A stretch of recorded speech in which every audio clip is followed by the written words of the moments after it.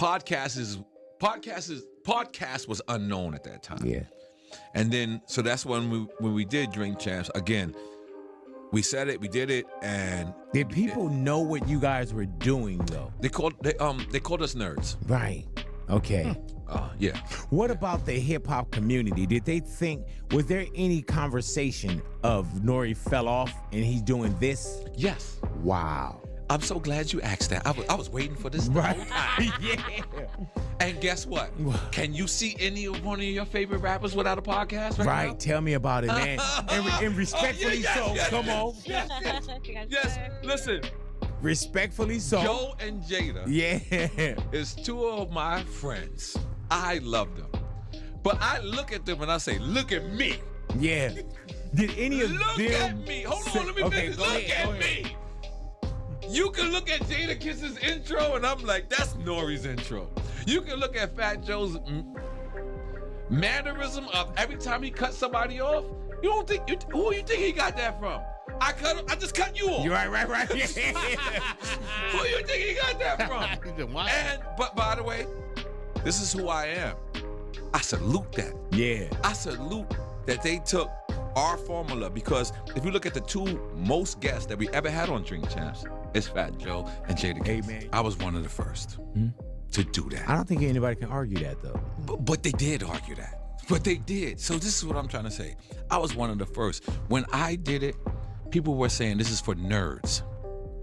Podcast is for nerds. So when I said, and other people I was like, yo, the only podcast that matters is Drink Champs, and I named I believe $1 million worth of game, and I named Joe Buttons, and people took it personal, and they said, why would N.O.R.E say that? And that's not what I meant. What I meant was we the first that made it cool. The other people who did it was Cypher Sounds and Peter Rosenberg. God bless them. I love them so much. But people didn't want to be Cypher Sounds and Rosenberg. When I did it, I'm smoking bud. I'm drinking. People were saying, man, I could do that. I can do what N.O.R.E is doing, and I'm still being myself. And now, I promise you, I look at podcasts, I look at people, and they bit everything I'm doing. They're trying to be their self, and guess what? If I'm mad at that, that's my fault. That's what I wanted to happen. So I can't say, hey, can you please wear that black Nike hoodie? And then you wear the black Nike hoodie, and you wear the same black Nike hoodie that I wear on that day, and now I'm mad at you. Right. I asked you to do this. What's up, everybody? Welcome back to the channel. Tap in. N.O.R.E is back outside again, and listening to this, he basically said he's just calling it how he sees it. He's talking in circles a little bit, saying folks are biting, but then kind of softening it at the same time. He's claiming they copied the vibe, copied the style. He said when he looks at them, he sees himself, and he loves it. He's like, wow. He's saying they see him and he sees them. From the intro to the way the host cuts people off mid-sentence, according to him, that energy came straight from his blueprint. This is this, that is that. And he pointed out those were his 2 highest viewed interviews. Then boom, here comes Fat Joe. And you won't believe this. The chaos algorithm throws it right in his face on IG with Joe in the comments. That's why he mentioned the capital C's.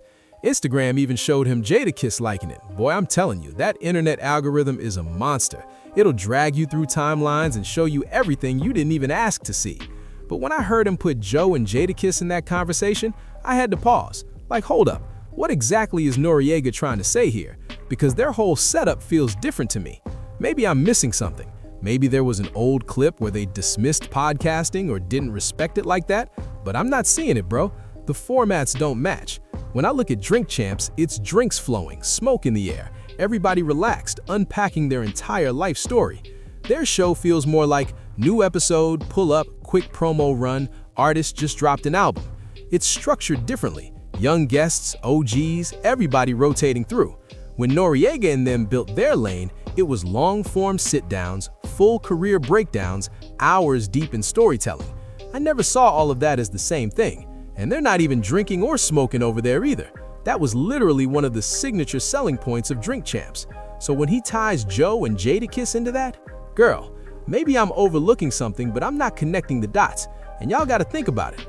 Noriega is the same guy who was online before clowning podcasting at one point. Sometimes you just have to own it. Just stand in it. It is what it is, even if you feel competitive.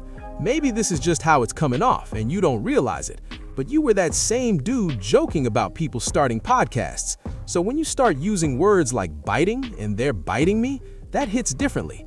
There's really no other way to read that except as a diss. Maybe I'm on the outside looking in, but when somebody says you copied everything I did, that doesn't feel like praise to me, not from a distance. And let's be real. Personally, I didn't step into this space because I saw Noriega do. People even brought up how Snoop had his own network back around 2011 and was already podcasting on there. I was tuned into Taxstone before Noriega ever popped up on my radar. I was watching Rap Radar heavily before I really locked in on Noriega. Then there was Joe Budden. I didn't even realize I was listening to Joe Budden's podcast at first because I was catching the clips on YouTube. That's how I got introduced to that lane.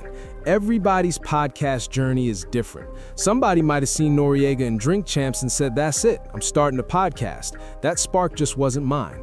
I came in more off the Joe Budden blueprint. They weren't even relying on big guests like that. I knew I didn't have the reach to pull top-tier artists, rap legends, or major celebrities the way Noriega can. So I'm thinking, hold up, I can build something like Joe Budden did, just off conversation and consistency. That felt doable to me. I never once looked at Noriega's lane and thought that was my path, even though he's lit. He carved out his niche and made major moves in this space. But the way he's framing it now, I'm just not catching the logic when all these podcasts move differently. And let's be real, a lot of people will tell you, Joe Budden is one of them. Shout out $1 Million Worth of Game. They going crazy, you too. They've built their own lane and their own formula. Even if you look at Let's Rap About It right now, they don't even run with guests. So who exactly is he talking about? I'm just keeping it a buck. I don't know what Noriega means, but it's coming off like now everybody is shining and I'm not the only one in the room. That's what happens when something new catches fire and proves it's not going anywhere. It becomes a show where people speak freely. There's always something to break down, whether it's barbershop talk, sports debates, or whatever's trending. So when he said that, it just didn't land for me the way he probably intended. I love this media space. I love the culture and the lifestyle that comes with it. I've been talking like this since I was out of the womb, and being able to do this at any level feels like a blessing for real. Even if I'm not officially boxed into one podcast format, I still tap in with the guys over at Studio 56. But yeah, listen to this. I still don't fully get what Noriega was aiming at. Let me know what y'all think. And if you rock with the content, make sure you subscribe to the channel.